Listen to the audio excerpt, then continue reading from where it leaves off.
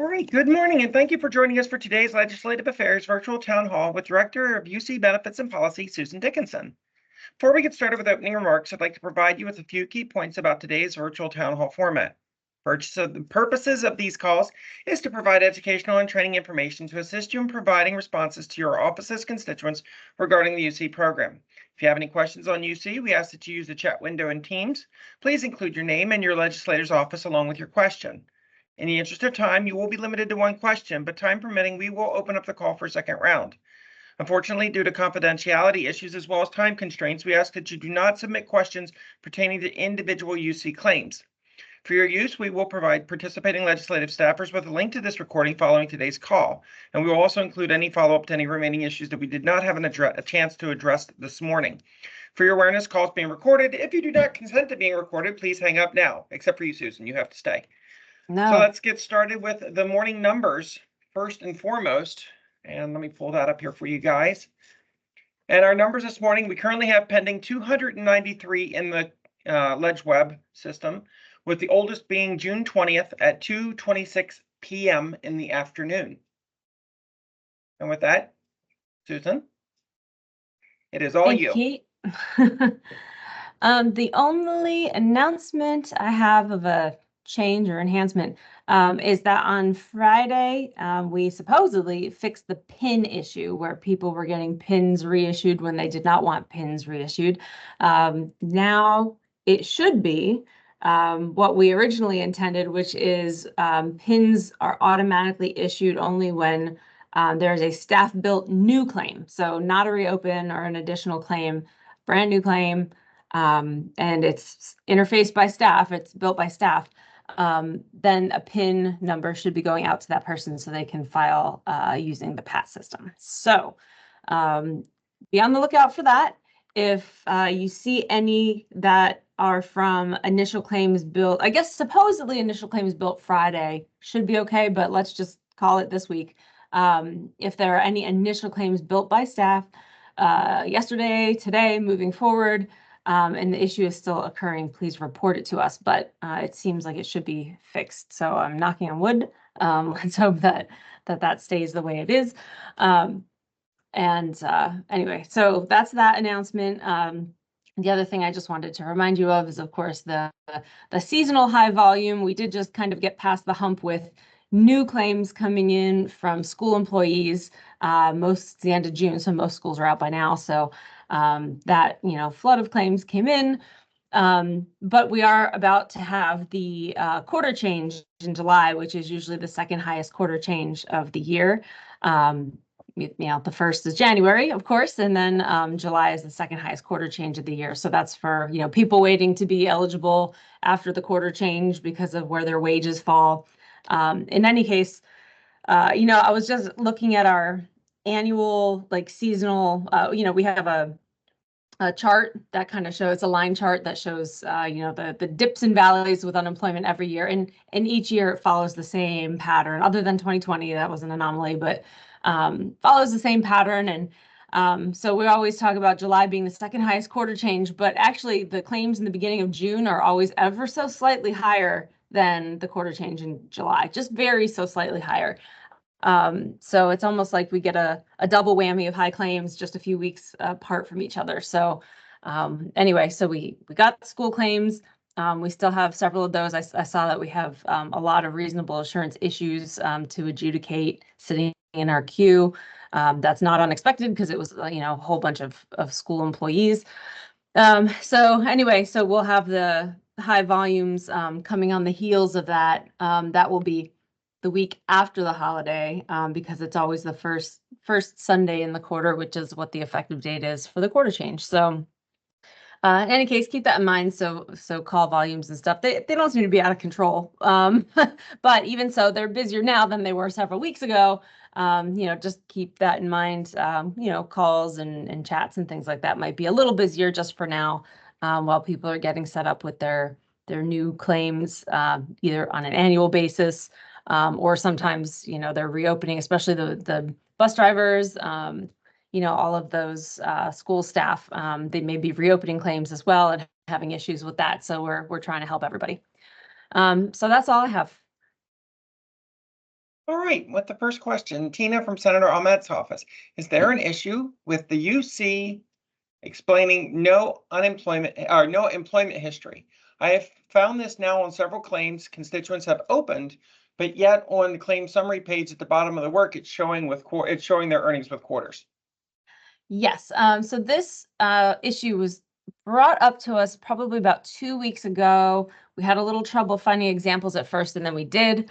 And then we thought it was fixed last week, and it turns out it was not. However, the good news is I got a message yesterday that the vendor has pinpointed what's doing it, like for sure now. So they should be fixing that very soon. I haven't heard anything since then. Typically, if they can fix something like that at night, overnight, they'll do it. So for all I know, it might be fixed. I don't know. But if not, it should be fixed very soon, because now we really have found the issue. And it was related to people, I think, having reopened. They weren't just reopening their claims, they were reopening it multiple times, which actually makes sense with a lot of bus drivers or school employees, for example. They reopen their claim multiple times a year every time there's a school break. So that would be why we're finding all these now. So that was, it's interesting.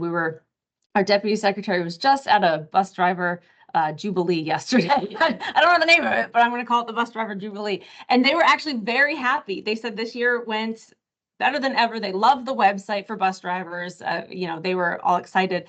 And I was I drive a friend home from work a couple days a month, and I was telling him yesterday how I was like so upset. It was such a great year for the bus drivers, and we have this technical glitch, which is given that no employment history thing. Like we were almost perfect, and it had to pop up at that same time and ruin everything.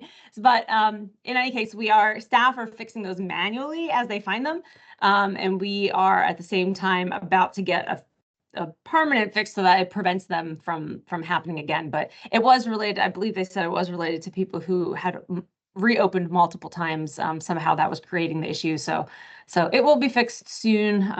Hopefully we'll hear more information today. All right, Gina from Senator Kim Ward's office. Good morning. We just spoke to a claimant. He contacted the UCSC, and the agent told him his direct deposit was changed to debit card by the system and that it's a glitch. His ID.me was also not verifying him, and the agent checked and his credentials were okay and verified. Yesterday, he was able to change back to direct deposit, and now today it's showing debit card. And this is a new claim as an additional fun fact. Okay. So I don't know if that really, the one thing about the system when it comes to payment types is that we never really know if they're accurate or not, because the system of record for people's payments is Treasury system and not our system. So that could be that it did get changed, or it could just be the display and not really that the actual method was changed, if that makes sense. So I would say for that one, it's better to have staff look at that particular claim to just check in the Treasury website and see what kind of payment he actually does get. I will say when a payment does go out, I believe in that chart of payments that people can see online, that it does show how the payment went there. And I think that part is accurate. But if you go into like the general area where it says like, this is your payment that's set up, the payment method that's set up, that part is the part that's not accurate. That's what people see when they're reopening a claim or doing a new claim. I know we had been working on removing it from that process and just making it separate because it doesn't give good information. So it would be probably best to have staff just check it. Couldn't hurt. But the debit card, I believe, is the we'd made so many changes with this. Now I'm confusing myself. But the debit card, way back in the day, used to be the default, and then it kind of changed to check, and then I believe we're back to debit card. But it's only if someone indicates that they want direct deposit and they provide that information that the direct deposit would get set up. So it's probably best to have someone just check it and make sure and verify what kind of payment method he is on.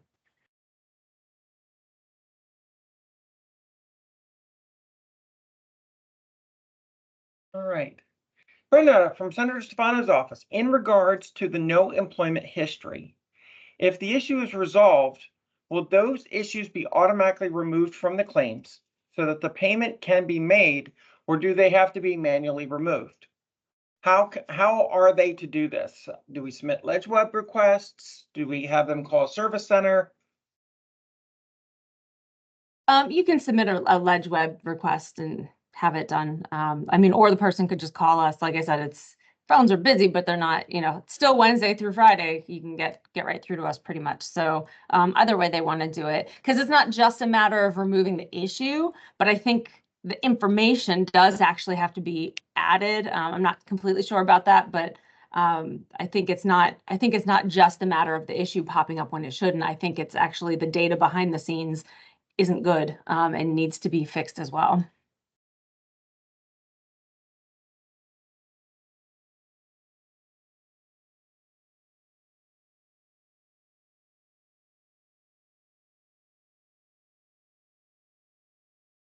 All right, at this point, seeing no new questions, if those who have asked a question already wish to ask a second one, please fire away. If you have not taken the time to ask a question initially and you've been a little shy, please feel free to put that question in there anyway. There are no wrong questions, only wrong answers.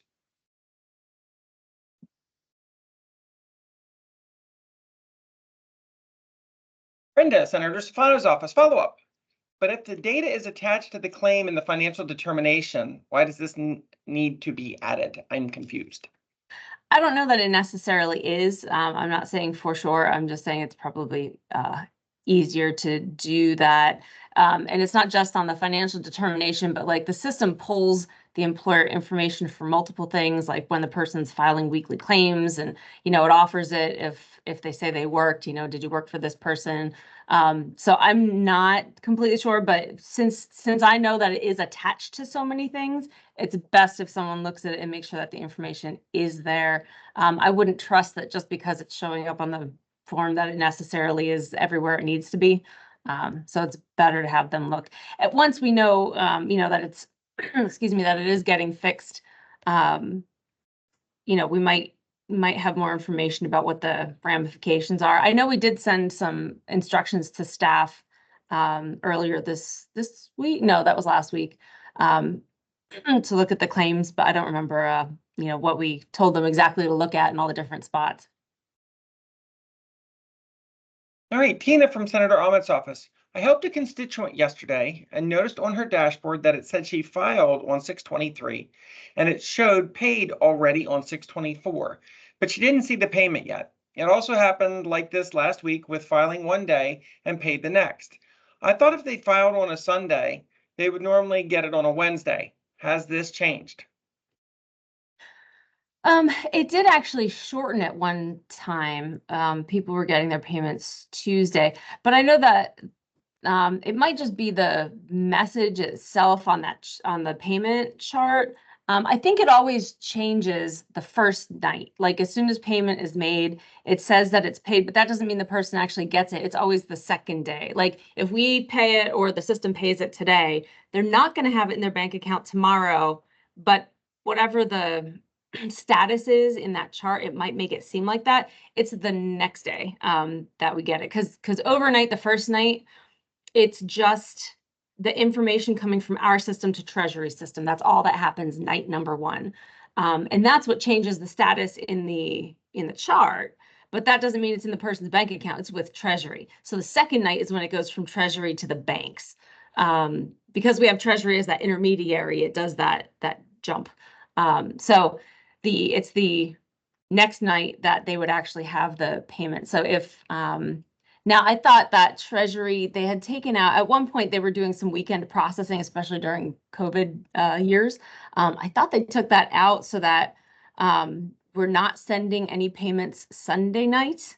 I think our system is sending them Monday, and then Treasury would be sending them Tuesday night, so the person would get it Wednesday.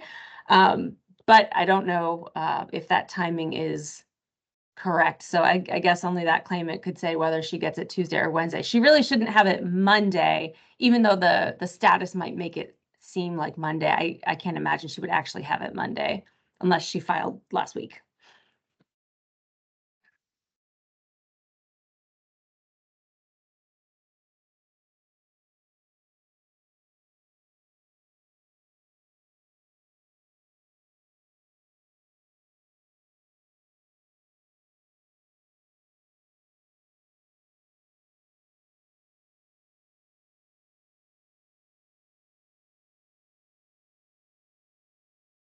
Sorry about that. Senator Kim Ward, Gina's office, Gina from Senator Kim Ward's office basically states the same thing. My guy asked the same thing, and it showed paid on Monday. I just told him what you mentioned, and I didn't know if it was a day sooner now. Thank you. Yeah, it had gotten revised a couple times around COVID and stuff. I think it's now back to, I mean, it's always a 2-day, no matter what, because of that Treasury intermediary, but the days of the week Treasury was processing payments is what kind of changed. Well, our system and Treasury processing payments is what changed, because we used to do more weekend activity, but now we don't. All right. If there's any final questions that you want to ask, please put them in now. Otherwise, we will get ready to round out this meeting, and thank you all for participating.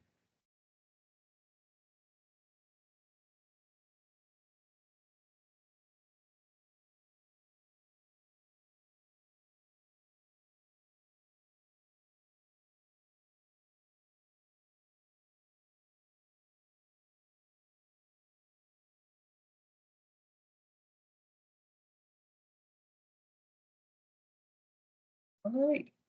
Seeing no other questions popping up in the system, I hope everyone has a wonderful day, and we will talk to you again in 2 weeks. Thank you, Susan, for participating. Thanks, Kate. See ya.